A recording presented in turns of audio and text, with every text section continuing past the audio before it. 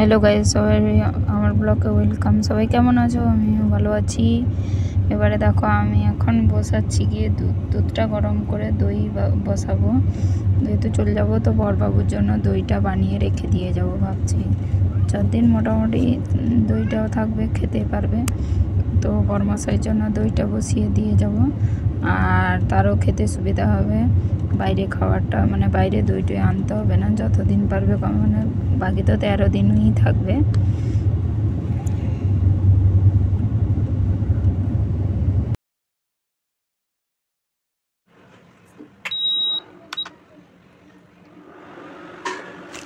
এক কিলো দুধ, একটা ফুল ক্রিম, একটা টন ক্রিম, 1 কিলো দুধ আরও বাড়িতে একটু ছিল, 1 কিলো দুধ গরম বসিয়ে দিলাম।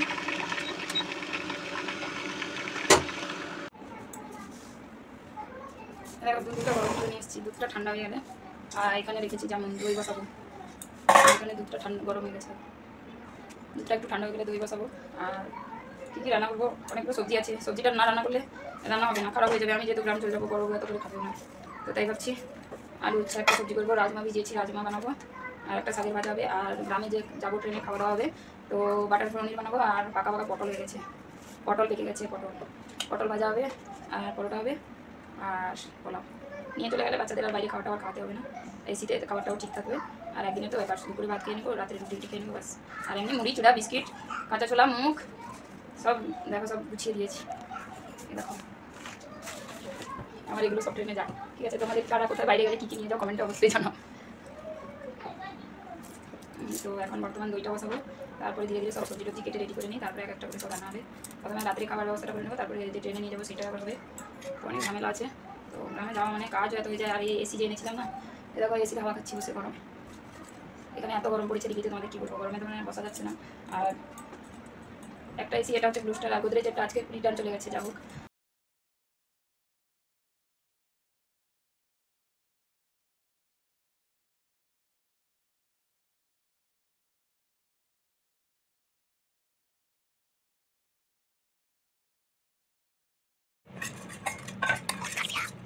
কাটা না, লম্বা কাটা এরকম দই বসাবো বলে দুধটা গরম করে 1 কিলো ছিল, গরম তো করে নিয়েছি। এরপরে দেখো দুধটা কিন্তু ঠান্ডা হয়ে গেছে, পুরো ইয়ে জামুনটা তার বলতে দিলাম।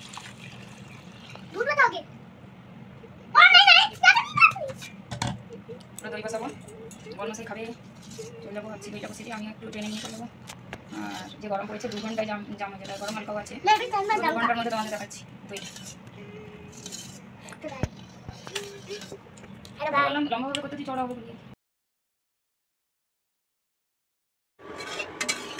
দেখো রাজমা হয়ে গেছে, এখানে চচ্চড়ি হয়ে গেল।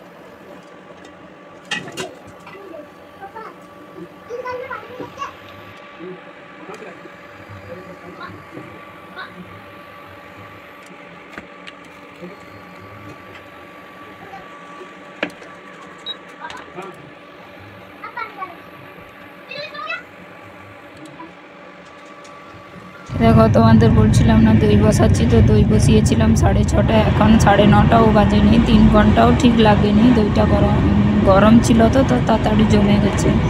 তো বড়বাবু এসে দেখে বলছে আমার জন্য একটু দইটা ফিটিয়ে ভাঙ করে দই গ্লাসে বানিয়ে দিয়ে দাও। দেখো এখানে হচ্ছে শাকের ভাজা, ঘন্টা হয়ে গেছে, রাজমা হয়ে গেছে, ওরা বলছি গ্যাসও ফুরিয়ে গেল, কি কিসমত জানো তো। আর আবার যদি লাইটটা চলে যাওয়া মুশকিল হবে, তাই ভাবলাম রান্নাটা করে নিই। এত রাতে গ্যাস ট্যাস কোথাও করতে যাবো, হিটারে তাড়াতাড়ি করে রান্নাটা করে নিই।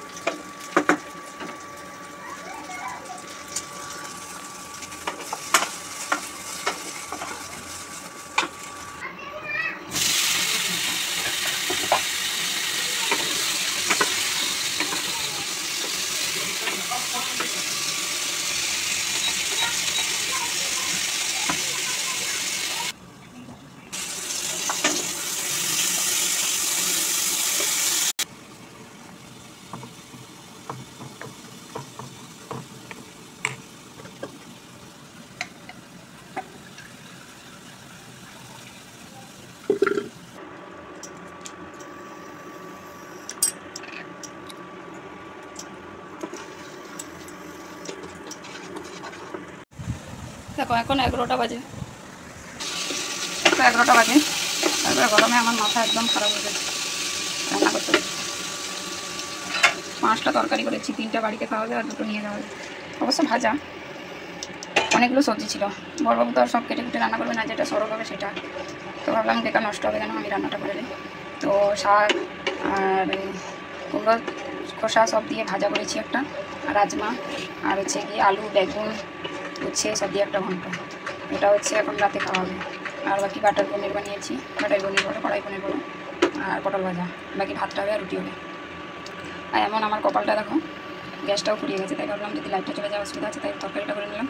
খাবারও খেতে থাকবো আর ভাতটাও চড়িয়ে দেবো, তারপরে আটাটাও গুলে এক্ষুনি রেখে দেবো। গ্রাম গেলে সত্যি বলছি এত কাজের ঝামেলা হয়ে যায়, তোমাদের সঙ্গে কথা বলে হয়তো বুঝতে পারবে, বা দেখালে সবটা দেখানো সম্ভব না। পুরো দিন মানে লেগেই আছে, এখন অব্দি মানে ঠিকমতো আগে এরকম করে একটু পাসাই সকাল 9টা থেকে যে শুরু হয়েছে। অ্যাকচুয়ালি এতটা হতো না, এই যে আমাদের এসি এসেছিলো না, 3টা এসি বাড়িতে থাকার জন্য গোদরেজ চারটাও আজকে রিটার্ন করে নিয়ে গেছে। আর অফিসেরটা প্রচণ্ড নোংরা ছিল, তার ভেতরে তো উঠিয়ে নিয়ে যাওয়ার পরে পুরো ঘর একদম নোংরা হয়ে গেছে, সেটা পরিষ্কার করেছি।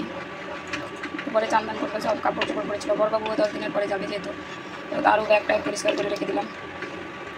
আর বাড়িতে অনেক কাজ হয়ে যায়, কী বলবো তোমাদের সঙ্গে। তো আনাজ টানাজ কেটে রান্নাবান্না করতে অনেকটা টাইম লাগে। আর গরমে দেখো ঘাম, এসি থাকলেও তুমি কি এসিতে রান্না করে রান্না করতে করতে কবার এসিতে গিয়ে বসো। সিন্দুর ঠিক কিছুই নেই, কোথায় চলে গেছে আমি নিজেও জানি না, সব লাগিয়েছি। কাল যেহেতু সকাল সকাল ট্রেন আছে, তো সকাল তো বাড়ি থেকে 5:30 থেকে বেরোতে হবে। তো ভাবলাম রান্না তো করতে পারবো না, তো রাতেই রান্না করে নিলাম। তো ট্রেনে নেওয়ার জন্য কি কি খাবার বানালাম, পটল ভাজা, পোলাও আর পরোটা, সবটা তোমাদের সঙ্গে শেয়ার করতে পারলাম না, কেন এত গরম আর এত ব্যস্ত ছিলাম। তো বাটার পনির বানিয়েছিলাম, সেইটা তোমাদের সঙ্গে শুধু শেয়ার করলাম। যদি পারি ট্রেনে কি নিয়ে গেছি তোমাদের সঙ্গে শেয়ার করবো, ওকে। তো পুরো ভিডিওটা দেখতে থাকো, এরপরে সকালেও কি করলাম তোমাদের সঙ্গে সবটা শেয়ার করব। তো এই দেখো আমরা বেরিয়েছি 5:30 থেকে, সকাল 5:30টায় বেরিয়ে রেডি হয়ে একদম গাড়ির কাছে চলে এসেছি। গাড়ি বুক করেছিল আমাদের, গাড়ি বুক করে যেতে হবে এখন আনন্দ বিহার স্টেশন। আমরা যাবো এখন আনন্দ বিহার স্টেশন, সেখান থেকে ট্রেন ধরবো।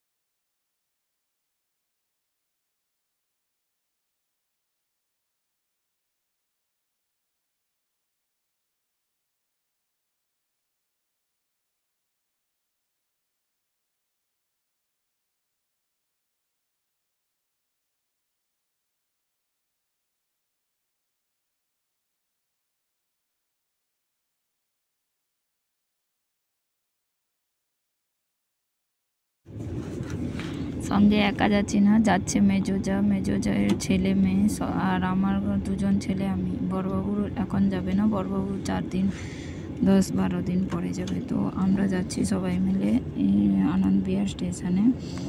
আর বাড়িতে সবাই, মেজোজা যাচ্ছে, ভাসুর ছাড়তে যাচ্ছে, মেজো ভাসুর, আর আমি যাচ্ছি আমার বর স্টেশনে ওঠাতে যাচ্ছে, মানে ট্রেনে ওঠাতে।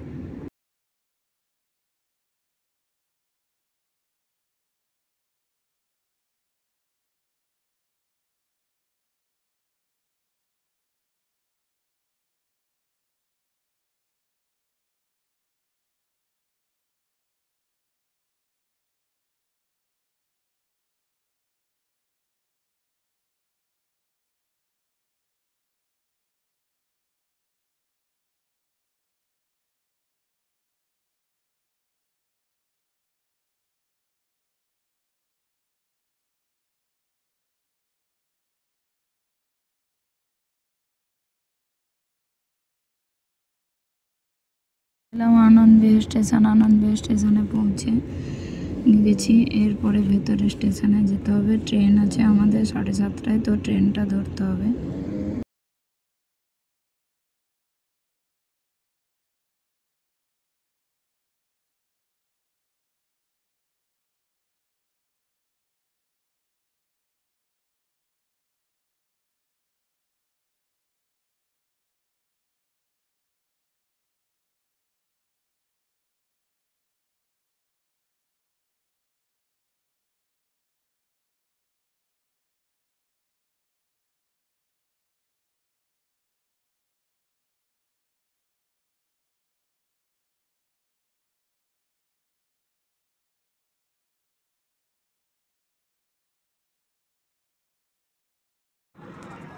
সব কিছু অ্যাডজাস্ট করে দিলাম, ওটা রাখবে সেটা কি জানি জানি